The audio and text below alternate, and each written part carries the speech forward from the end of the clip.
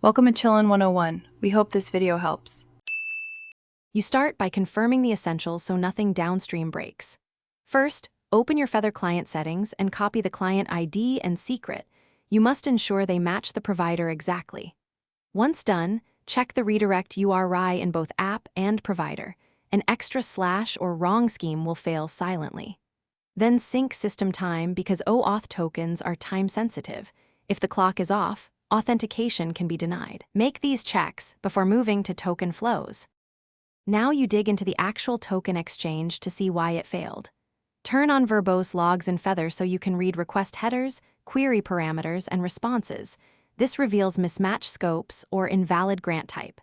Next, reproduce the flow step by step. Initiate auth, capture the code or token, then watch the token endpoint exchange.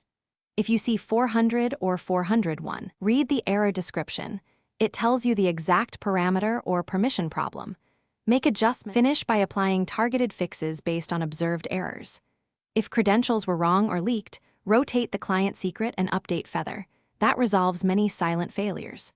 Make a clean test using a minimal scope to isolate permission issues, then expand scopes once successful. Finally, perform one full sign-in and token refresh to confirm persistence. If it still fails, gather full logs and compare fields to the Oauth spec. This single troubleshooting tip usually reveals subtle mismatches.